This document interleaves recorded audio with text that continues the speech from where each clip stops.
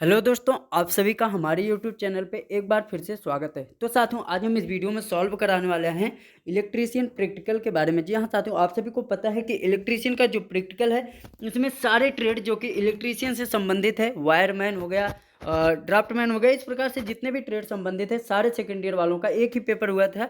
तो हम इस पेपर को सॉल्व कराने वाले हैं। अगर आपका दूसरा पेपर हुआ है तो आप हमें कमेंट बॉक्स में ज़रूर बताना।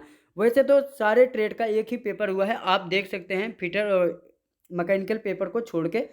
तो आइए हम देखते हैं साथियों, पहले क्वेश्चन देखते हैं, उसके बाद हम आपको सॉल्व कराएंगे। आपका किस प्रकार से सॉल्व करना था, अगर आप इस प्रकार से सॉल्व करके आएंगे तो आपको मिलने वाला है साथियों पूरा 100%। कैसे मिलेगा आइए हम उसे देख लेते हैं। तो उसके लिए प्लीज़ अगर आप चैनल पर नए हैं चैनल को जरूर सब्सक्राइब कर लेना। सबसे पहला क्वेश्चन जो था साथियों वह था identify the terminal of 3 phase squirrel cage induction motor. उसके बाद नीचे भी दिया था draw the circuit diagram to identify for 50 marks terminals of the 3 phase squirrel. मतलब पहले क्वेश्चन में जो सब मिला के बोला गया था साथियों, आप सभी से कहा गया था 3 फेज स्क्वायरल इंडक्शन मोटर को चलाना और उसका दिशा बदलने का अभ्यास करना। आपका जो पहला था यह था पहला प्रैक्टिकल, जिसमें पहला उद्देश्य आपका यही था कि 3 फेज स्क्वायरल इंडक्शन मोटर को हम कैसे चलाते हैं और कैसे उसका दिशा बदलते हैं, उसी का अभ्यास करना पहला था। उसके बाद दूसरा आप देख पा रहे हैं construct the bridge rectifier and test the wave shapes without filter and calculate ripple factor. तो आपको इसमें बोला गया था क्वेश्चन नंबर दूसरे में आपको ब्रिज रेक्टिफायर को बना के अभ्यास करना, और आपको बोला गया था उससे जो वेव्स हैं उसके वेव्स को भी रिपल फैक्टर का अभ्यास करना, ये तो दिया गया था। उसके बाद अगला तीसरे वाले क्वेश्चन में जो आपका प्रैक्टिकल पूछा गया साथियों, वह है उसका उद्देश्य speed control of DC motors by field control method. मतलब इसमें आपको बोला गया है पूरा अगर हम पढ़ लें, draw the circuit diagram perform speed control DC motors by field control method, write the squirrel tools instrument of documental. मतलब अगर आप पेपर दिए होंगे साथियों तो आपके पास एक क्वेश्चन होगा, वैसे भी आपको दिख रहा है, आप स्क्रीनशॉट लेके इस क्वेश्चन को पढ़ सकते हैं, काफ़ी लंबा समय हो जाएगा। इसमें जो दिया था साथियों आपका तीसरे में दिया था, कह रहा है कि डीसी मोटर की जो गति नियंत्रण करने हेतु जो बोल्ट है वाल्ट लियोनार्ड कार्यविधि का आपको वर्णन करना है, और वाल्ट लियोनार्ड सिस्टम को जो है बाइंडिंग परिपथ को किस प्रकार से आपको समझना है कि हमें कैसे हमें इस पे काम करते हैं। तो आइए हम सबसे पहले पे सॉल्व करते हैं। तो साथियों प्लीज़ अगर आप चैनल पे नए हैं तो चैनल को सब्सक्राइब जरूर कर लेना। आप सभी को पता है कि अगर पहला क्वेश्चन जो है आप सभी का 50 नंबर का है साथियों, तो अगर आप इसे इस प्रकार से हल किए होंगे तो आपके पूरे 50 में 50 नंबर जो है मिलेंगे। उद्देश्य में आपको क्या डालना था, 3 फेज स्क्वायरल इंडक्शन मोटर तथा स्लिप रिंग मोटर को चलाना तथा दिशा बदलने का अभ्यास करना, पहला उद्देश्य आपका ये था। तो इस प्रकार से आपको बनाना था, यहाँ पर 3 phase slip ring induction motor लगाना था, यहाँ स्लिप रिंग लगानी थी, यहाँ पर स्टार्टिंग रजिस्टर लगाना था, उसके बाद यहाँ से स्टार्ट बटन लगाना था, स्टॉप बटन लगाना था, और यहाँ से आपको 3 फेज की सप्लाई देनी थी, यहाँ पे आपको कंडक्टर लगाना था, तो यहाँ पे आपको बोल्ट कॉइल, इस प्रकार से आपको इसे लगाना था। उसके बाद आपको क्या आता है उद्देश्य के बाद क्या क्या हमें आवश्यक है उपकरण में, सामग्री की क्या क्या जरूरत पड़ सकती थी। तो सबसे पहला आपका है सामग्री में PVC wire, testing lamp, series testing board, fuse तार, और 200 वोल्टेज जो है टेप रोल की हमें ज़रूरत थी, जो जो हमने लिया था। उसके बाद आवश्यक उपकरण औजार में क्या क्या चाहिए था, प्लायर चाहिए था, cutting plier, notch plier, induction motor, slip ring induction motor, ammeter, volt meter, ICTC switch, electrician चाकू, और फेज टेस्टर, ये हमें जो है ज़रूरत थी उपकरण, अर्थात हमारे औजार ये होने चाहिए थे। उसके बाद विधि में आते हैं, विधि में क्या क्या था, विधि पहले में 3 फेज इंडक्शन मोटर को चित्रानुसार जोड़ो। मतलब जो आप यहाँ पे चित्र देख पा रहे हैं साथियों, आपको इस चित्र के अनुसार जोड़ना था 3 फेज इंडक्शन मोटर को। उसके बाद dual starter L1 L2 L3 line में M1 M2 M3 लाइन के मोटर को आप जोड़ना था, जैसे ऊपर दिखाया गया है। किसी एक पेज की सीरीज में एमीटर जोड़ना था और धारा को आपको नोट करना था। वोल्ट मीटर को 2 फेज के आर पार जोड़ो, वोल्टेज को नोट करो, मेन स्विच ऑन ऑफ करो और स्टार्टर ऑन ऑफ का करके बटन दबाओ, मोटर को घूमने की दिशा को नोट करो। उसके बाद सातवें है आपका मोटर घूमने की दिशा बदलने के लिए हमें मेन स्विच को 2 फेज में आपस में बदल दो। जो मेन स्विच है आपके यहाँ पे देख पा रहे हैं, तो हमें मोटर की दिशा को चेंज करने के लिए क्या करना है, इस सप्लाई को जो आर वाई बी है साथियों, जो आर वाई बी है, इन दोनों के कनेक्शन, एक किसी का भी दो कनेक्शन आपस में इंटरचेंज कर दो, तो आपकी जो इंडक्शन मोटर होती है उसकी जो आपकी दिशा होती है वह बदल जाती है।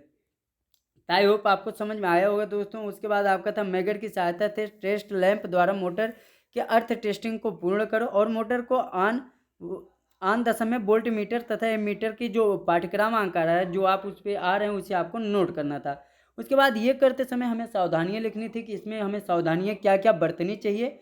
तो पहली सावधानी आएगी, सभी जोड़ कसे और साफ सुथरे होने चाहिए। अगर आपने जोड़ को जो है टाइट नहीं किया है तो इस पर स्पार्क होने का डर रहता है, इसलिए हमें टाइट रखना चाहिए। स्लिप रिंग मोटर की गति धीरे धीरे मतलब बढ़नी चाहिए। उसके बाद मेन स्विच में फ्यूज तार सही गेज का होना चाहिए और सभी कंट्रोल गियर टेस्ट करके ही हमें लगाना चाहिए। तो इतना आपको लिखना था, जिसमें आपको 50 नंबर मिल जाते। आई होप आप इस प्रकार से करके आए होंगे। बहुत ही इजी क्वेश्चन था, ज़्यादा हार्ड नहीं था। उसके बाद आइए दूसरे क्वेश्चन पे बात करते हैं। दूसरा क्वेश्चन था साथियों आपका ब्रिज रेक्टिफायर का अध्ययन करना और आपको इस वेव को जो है दिखाना था, तरंग को। तो आइए हम इसे दिखा देते हैं। आप यहाँ पे देख पा रहे हैं, उद्देश्य में हमारा ऑब्जेक्ट में आ गया ब्रिज रेक्टिफायर का अध्ययन करना। उसके बाद आपने इस प्रकार से ब्रिज रेक्टिफायर बना दिया और ये आपने output web form, input web form और आउटपुट वेब फॉर्म जो है लगा दिया। तो इस प्रकार से आपने इसे बनाया होगा। यह बन जाने के बाद साथियों आपने उद्देश्य के बाद आप क्या लिखे होंगे, उद्देश्य के बाद आपको सामग्री की क्या क्या जरूरत थी आपने उसे लिखा होगा। तो इसके लिए हमें सामग्री जो चाहिए, मल्टीमीटर चाहिए, ट्रांसफार्मर चाहिए और ओसिलोस्कोप की ज़रूरत पड़ेगी। तो इन 3 सामग्री की ज़रूरत पड़ेगी हमें। और कार्यविधि में हमें कार्यविधि में किस प्रकार से हमने कार्य किया, तो टेस्ट बोर्ड पर प्रतिरोध, डायोड और कैपेसिटर को चेक करके चित्र अनुसार कनेक्शन किया, जो आप कनेक्शन ऊपर देख पा रहे थे। तो इस प्रकार से हमने कनेक्शन किया। अब स्विच को ऑन ऑफ करें, CRO को इनपुट टर्मिनल को जोड़े, CRO पर प्राप्त रंगों के रूप में ट्रेसिंग का पेपर बनाए। इसके बाद हम CRO को आउटपुट टर्मिनल को जोड़े और CRO पर प्राप्त तरंग रूपों को मापें।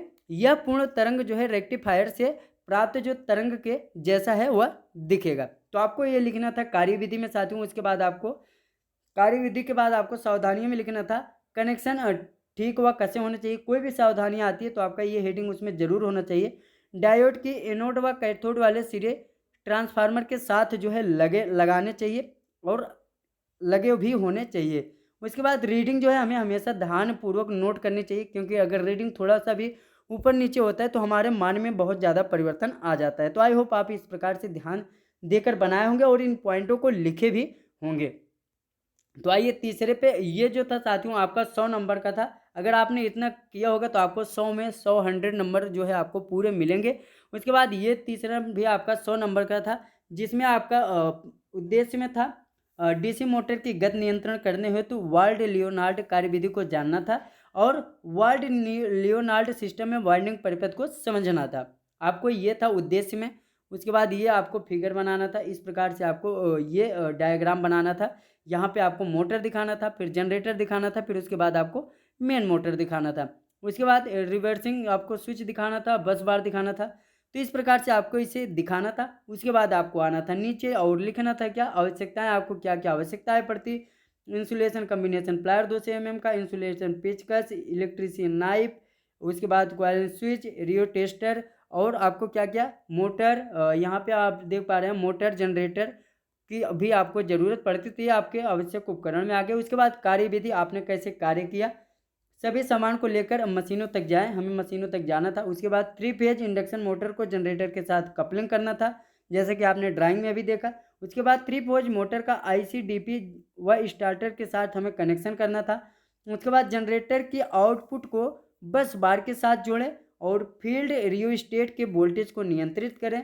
मोटर की फील्ड वाइंडिंग को DC सप्लाई के बाद दे और मोटर को स्टार्ट व ऑन ऑफ करके चलाएं। DC मोटर जनरेटर की वोल्टेज को नियंत्रित करे, बस बार की सप्लाई को DC मोटर की गति से नियंत्रित करे। यह आपका कार्यविधि था। अगर आप ये जो है PDF चाहते हैं तो साथियों आपको क्या करना है, हमारे टेलीग्राम को जो है ज्वाइन कर लेना है। वहाँ पे हम इस PDF को प्रोवाइड करा देंगे, आप वहाँ से डाउनलोड कर सकते हैं। उसके बाद सावधानियों में है मोटर को घूमने की दिशा सही होनी चाहिए। गलत अगर होती है तो की गई फेज को आपस में बदल दें। उसके बाद अनुदेशक महोदय से अनुमति प्राप्त करके ही आपको मशीनों पर चलाना चाहिए। उसके बाद सावधानी में कहीं भी कोई वायर कटे नहीं होने चाहिए। हमेशा पोकायोके का जो है इस्तेमाल होना चाहिए मशीनों पे। इस प्रकार से आप और भी ज़्यादा हेडिंग बना के लिख सकते थे सावधानियों में। तो आई होप आपको अच्छा लगा होगा वीडियो साथियों। और भी आपका आने वाला जो CBT एग्जाम है साथियों 20 तारीख से आप सभी का शुरू हो गया है। तो इसके लिए हमने जो है कई सारे मॉडल पेपर बना रखे हैं, आप उसे देखकर अच्छे नंबर निकाल सकते हैं। तो साथियों, अगर चैनल पर नए हैं, चैनल को सब्सक्राइब कर लें। फिर मिलेंगे अगली वीडियो में। धन्यवाद।